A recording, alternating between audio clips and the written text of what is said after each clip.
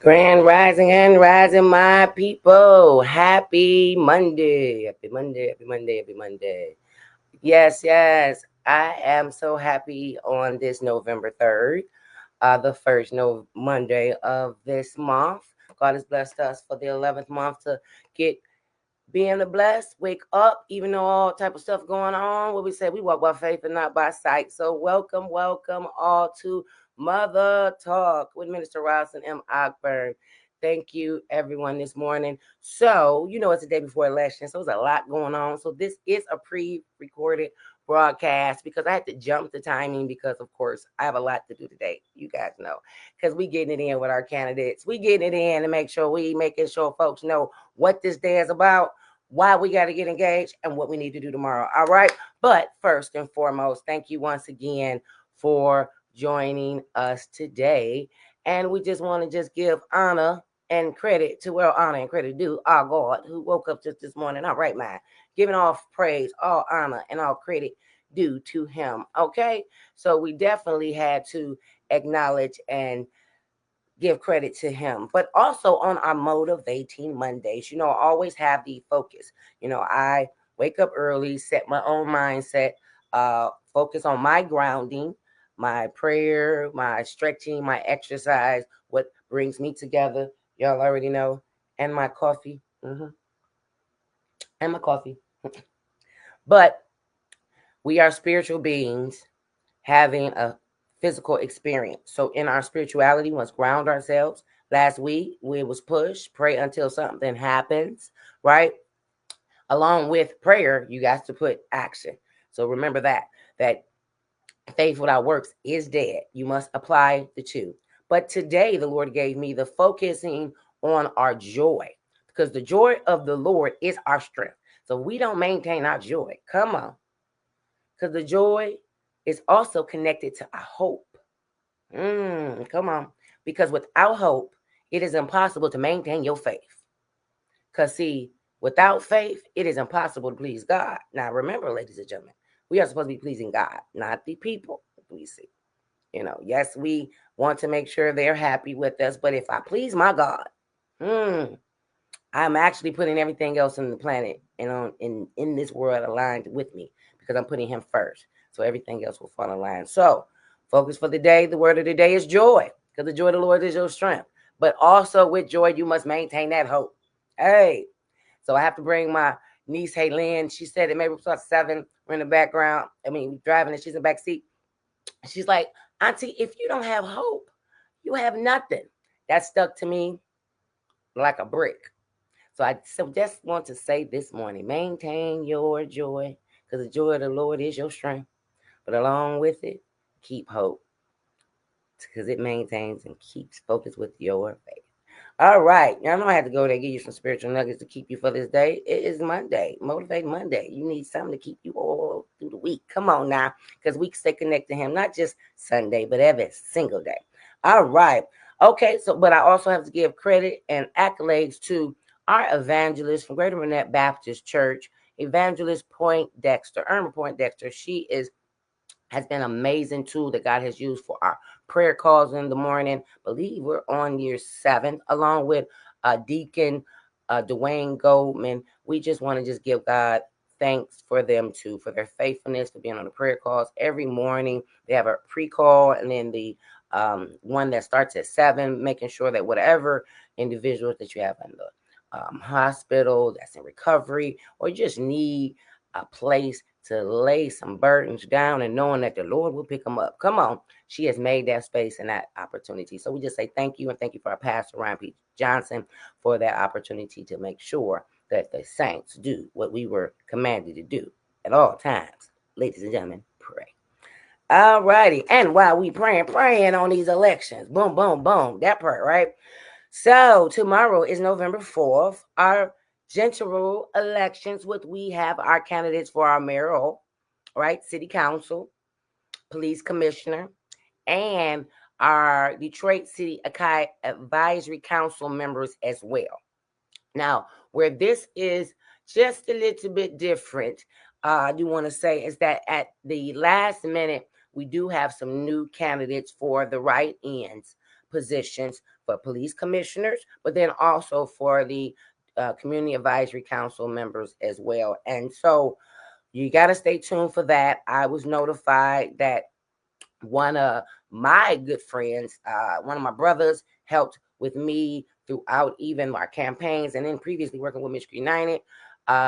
We call him Bishop, but Mr. Herman Starks is a candidate for District 7, write-in community advisory council member. So I suggest everyone, Herman Starks, easy name, y'all.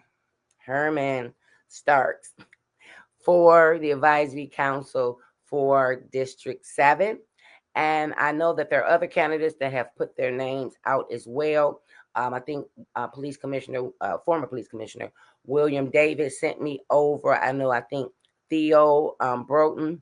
There was another gentleman names that attached to that. But I do know them two, to me, would be good seated candidates. Mr. Herman Starks and Miss Theo Broughton. She's a stickler and a pillar in the community. So I do think that they would hold great positions.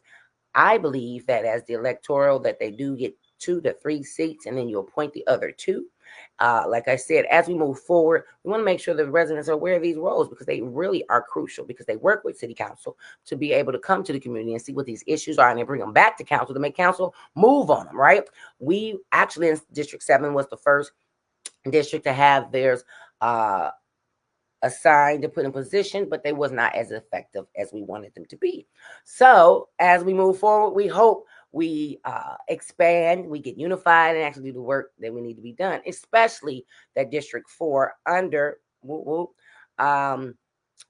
we say that these leaders that we know are already in position, and we hope that we can be like D4. And I was going to say the name, but I forget they're transitioning to new leadership. So and move forward, having consistent meetings, being able to come to the community, abstract the information, and deliver it to council, and actually come back and get some success. So I wanted to hover there because that was some new information. Just got right off the press that these new candidates within the last week said, you need to write me in. But then also, we know for police commissioners, we got my girl, Victoria Camille. Woo woo. She's locked in for District 7 police commissioner candidate. That's who we are seeking to have leadership with us. She is transitioning out, Mr. Ricardo Moore. But then also, like we were talking about the write-in candidates, Andrea Otis. And so one would say, how you spell that, right? Eyandra, Otis, Otis. He's a write-in candidate, but that is for police commissioner in District 5. He has been seeking this role, I believe, at least for 6 months, right? So he did not just wake up and say, I want to reach for this position. He has been dedicated. He has, I do believe, has 7 endorsements as of right now. He has been knocking doors. He has been delivering lit. He actually has sent out multiple text banking programs. So you've heard of him. Do a little more research if you're still questionable, but he is your candidate for your police commissioner. He has children. He is engaged. He has the background. He's focusing on the knowledge to make sure he have the autonomy to hold what we say our officers accountable, but then make sure that the residents have consistent levels of access to be able to get their complaints in, to be able to have streamlined, specific means for high levels of safety. Because yes, there's multiple, like we say, descriptions for these roles, but as a commissioner, you do get to help influence. You do get to put a high level of oversight in areas that there may not have been previously. So these roles are important as we try to make sure the Orange Man do not bring, right, those peoples to us. We have to say we can maintain our own city and our own safety. And so also Henrietta Ivy, is running for police commissioner in her district, which is District 2. Yes, come on. We getting it in. We're getting it in because we know we need great leadership. She is a mother of 5 grown folks. Okay, no babies. I believe she got about 15 grandbabies. Come on, and still looking like she in her 30s.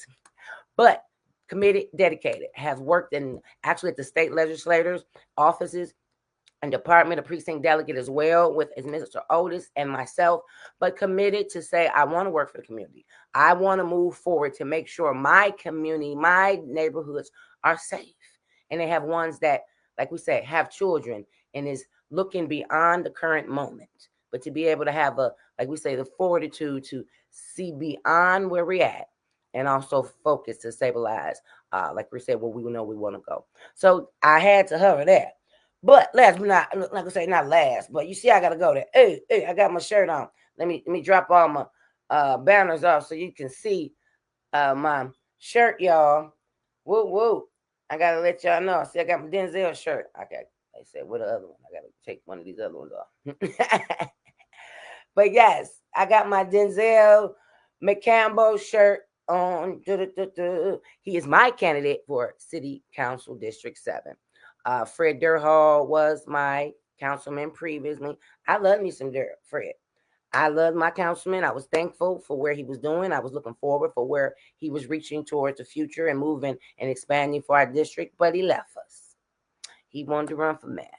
It just hurt my heart. Yes, it did. I'm like, oh, my councilman's leaving. But Lord saying, I got you. I'm bringing your boy. I'm going to bring you Denzel that you know has been doing the work, that's committed, that is dedicated. His word is true. When we had questions and comments and want to just get in a deeper dive specifically about policies that were on our ballot, just all type of electoral focus. Guess who we went to? Denzel. So he previously had ran for the clerk seat. Then also he was the charter commissioner to revise our city charter, which he came at towards the end, so it was not as successful all we would hope for. But the reality is he stayed committed. He stayed in the community. Many people was like, where has he been? Well, that just shows me you weren't in certain rooms that was talking about policies. You weren't in the rooms when they were talking about voting and protection and high level of educating the voting bloc on what the procedures and policies are going on, especially as we have the transitions that we're going on now at the federal level. And he has been there. So I just am excited of this election. Woo, woo. If you're still considering who to vote for, boom. Denzel McCampbell, the only qualified, committed, and dedicated candidate that's on the ballot for our city council for District 7. And then you already know our mayoral candidate, Mary Sheffield. Come on, ladies and gentlemen. Let's not overthink that. She's previously was the chair of our council. Do believe she was the youngest chair of our council. We believe she has been committed. She has been focusing while people talking about housing has not been in her mouth. I have been there when we've called her to say seniors did not have elevators working, when seniors did not have heat working, when seniors was in jeopardy of being evicted. Guess who showed up? Mary Sheffield. Boom. And I got to say, Mary Waters as well, right? So the Marys just was doing it. Come on. I don't know if it got something to do with Jesus. That's the name of his mama and all that. But anywho, and the name of my cabbage patch. That was her name too, Mary. Anyway, I just want to say Mary got it in. It is what it is. I'm not going to fall down the rabbit hole with some folks where we at on this conversation with Ken Locke. And I love pastors. Come on now. Y'all know I go to church faithfully. I'm a minister myself, right? We all have different gifts and talents and ability to distribute them how the Lord feels fit and according to his spirit and how he divinely directs them, right? And saying that, I definitely love the presentation and the mindset towards building and expansion. But as we move forward in the city, what I do see is them working together. I do see the collaboration and the partnership that they both are talking about, reaching for, and having high-level aspirations. But as of the position that is held and where we at right now today, we do not have the ability to pivot on a learning curve. She is already in position. She is already the head. She is already moving forward. She already has the heart of the youth of the people. That's why we should move forward and know that she is our candidate for our mayoral selections. And like I said, I hope he does not go anywhere, because I love it when candidates understand, hold on, this is not what we say a no. This is okay. What else can we do? Can we complement each other? Can we work together? She still needs a deputy mayor. What that look like? So anywho, I just want to say where I'm throwing my hat into the ring, or has done, because you already know I threw my ballot in. But totally wanting to bring some more facts, bring some more information, and drop some more, I would say, data pertaining to not just selecting her because she will be the first woman, not just selecting her, like we say, because she got the look. No, that don't have anything about why she is in the position. She's in the position in being elevated up because she's most qualified. She's held to the task. She has been doing the work. Now, of course, she can't please everybody. I've learned that. I will not be able to please everybody. But if you check the track record, this is what we need to start saying, even in the level of accountability as she moves forward. Holding her to the task, because y'all already know my ass is an environmental counsel. Whoa. See, so I hold the role of environmental equity, right? Climate counsel, but we actually hold no teeth. So everybody gonna have an ass, right? I want her to protect more air. I want her to protect all my trees that's producing oxygen. So we all gonna come saying, Madam Mayor, can I get a meeting with you? But the reality is knowing her alignment, knowing what she cares about, and already having the ear of the people and the hearts and the history. I just want to say that of the commitment. And probably a little biased because Dabo is over here on the west side, but in my district as well. Woo woo. So we see the work, we see the impact, we see the consistency, we see that this is going to pop up in the last year or two. She has been seeking this role for the last 6 years. She has been in every major room, and actually, I'm posting pictures today specifically for the last 5 years that every room she's been into, saying, "I am seeking this leadership role." So had to hover that as I dropped that about my man. Hey. All right. So once again, election day is tomorrow, November 4th. Your vote is your voice. We always say this, that our Black people died trying to get access to the ballot. That's why we don't have the privilege. We don't have the ability to say, no, we can't vote. Every vote gives us the strong presence of saying either we agree or we disagree. The either or of those pieces are so dynamically impactful. And this is why we all must participate, especially while our federal departments are on a shutdown, which is historic. That means historic means that this situation has never happened. We've never had the departments of the federal be not in functionality for so long. And then we're not able to pay many of our workers, specifically those that, come on, protect and make sure we fly in and out our airport safely. So TSA is being impacted. That should not be. Then we have soldiers that weren't being paid. Now, somewhere, somehow, some billionaire just dropped and paid payroll. What is that? We are in America. Once again, the most richest country on the planet. And we got billionaires bailing out and paying payroll for our government. That should not be. And like we're saying, these elections give us an opportunity to be like, bro, nah, this is what I want. And then guess what? Because we're rolling into 2026, which we get to select our top line, which is getting ready to help protect us for this next level of this fight. So we need to be engaged. We need to start it up this year and to get us in the flow to say, yeah, I participated and now I'm ready for the next year. So if you still have your absentee ballot, remember, you got to have a voting plan. You can't be like, oh, yeah, I don't know what I'm going to do. Your plan is what? If you have not already dropped your ballot or did early voting, that means you still need to vote. You still have a ballot. We said last week, go walk it in, drive it in, but you must take it to an absentee drop-off box. You can go to the Detroit Wayne County clerk election department, find out where your drop-off box is. Some may be by libraries, like ours is right here at Joy at the library. Some, of course, are by the rec centers. Some are by schools.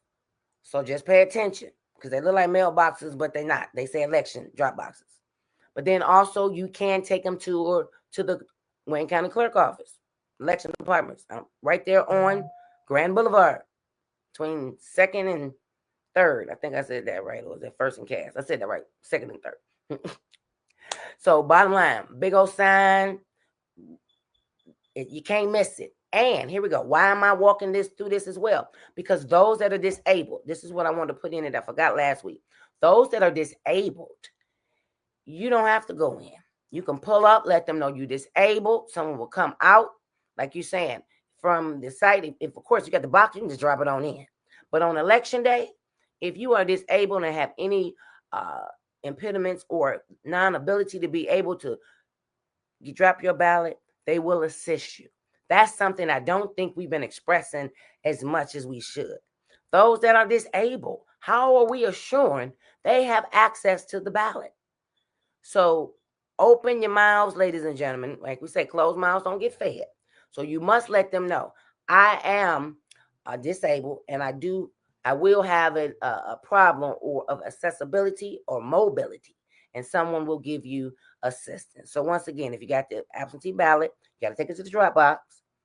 If you're trying to take it tomorrow, if you take it to your voting poll, they're going to try to get you to switch it out. Yeah, they're going to say, give me that, and then you got to go vote. So they don't have a drop box there. So you got to go take it to the drop box. Why am I being in detail? Because me and my mother talked about this to make sure people had clarity. So, ladies and gentlemen, the elections are here. We got to get it together.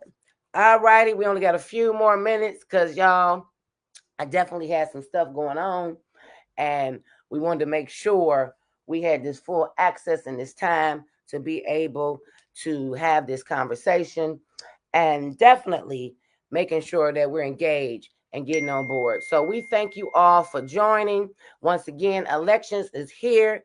We just said now the shutdown is impacting us at a horrible level.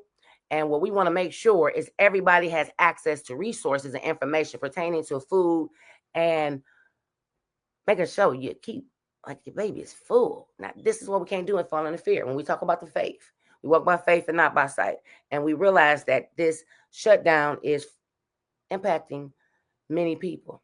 But we have the resources, we have the information. And forgottenharvest.org has the streams and the information tags for all of the sites. But I want to just say that we must be proactive and not reactive. I'll just say, next to Detroit, nonprofit me and my brother-in-law started 14 years ago. We saw the need in the community. We saw the babies and the children coming home hungry. And actually, every time we'll say, even Miss Shirley had the hot meals on Thursday, how packed that area and that basement would be. So we must come back to old school, take care of the babies, and focus. So check out on our website if you want to go to Next to Detroit on Wednesdays from 2:30 to 5:30 at 15042 Burt Road. Once again, 15042 at Burt Road on every Wednesday for 2 to 5. You can stay in your car. But then also there are multiple sites throughout the city. And we want to make sure everyone is aware of that. So God bless you all. I got to tap out because we got a lot of stuff. They dinging on me now. So go vote. Thank you for tuning in with Minister Roslyn and Ogburn. And all our other powerful mamas and daddies in the communities. But God bless you, because it will make sure you stay focused on your faith and maintain your hope. So we thank you all. Get out and vote and make sure you get that voice heard. Y'all have a wonderful day and tune in next week. Thank you all.